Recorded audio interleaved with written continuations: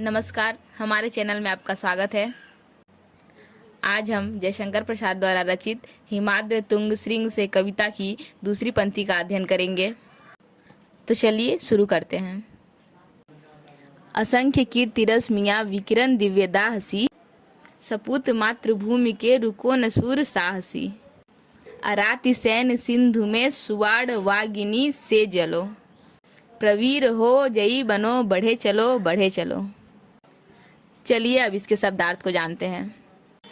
पहला, असंख्य, जिसका अर्थ होता है अगणित या अनेक, और कीर्ति का अर्थ होता है प्रसिद्ध। कीर्ति रश्मि का अर्थ होता है यश की किरण। विकिरण का अर्थ होता है फैली या बिखरी हुई। दिव्य का अर्थ होता है अलौकिक। दाह का अर्थ होता है ताप या जलन। सपूत का अर्थ होता है सचरित संतान। मातृभूमि का अर्थ होता है जन्मभूमि। सूर का अर्थ होता है पराक्रमी या बहादुर। साहसी का अर्थ होता है धैर्यवान या हिम्मत वाला। अराती का अर्थ होता है शत्रु। सैन्य का अर्थ होता है सेना। सिंधु का अर्थ होता है समुद्र या सागर। सैन्य सिंधु का अर्थ होता है सेना रूपी समुद्र। सुवाड़ वागिनी का अर्थ होता है समुद्र की आग या बाढ़वा नल। प्रवीर का अर्थ होता है श्रेष्ठ योद्धा।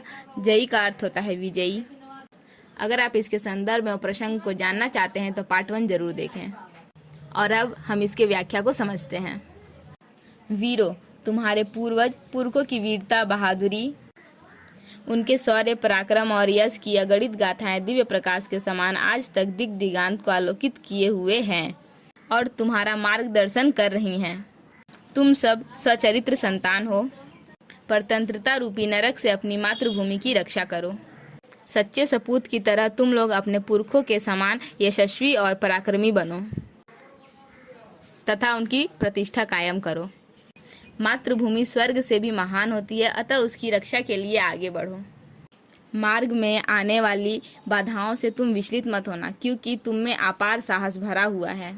अत्यंत बहादुर और धैर्यशील हो। रुको मत। शत्रु के विशाल सागर जैसी सेना को बाढ़वा नल के समान जलाओ, अर्थात शत्रुओं की सेना को उसी तरह जलाकर नष्ट कर दो जैसे बाढ़वा अग्निसागर के जल को जलाकर सुखा डालती है। तुम लोग श्रेष्ठ योद्धा हो, अतः शत्रुओं पर विजय प्राप्त करो। आगे बढ़ो, चिंता किए बिना निरंतर आगे बढ़े चलो। इस पंक्ति का अध्ययन यहाँ समाप्त होता है। धन्यवाद।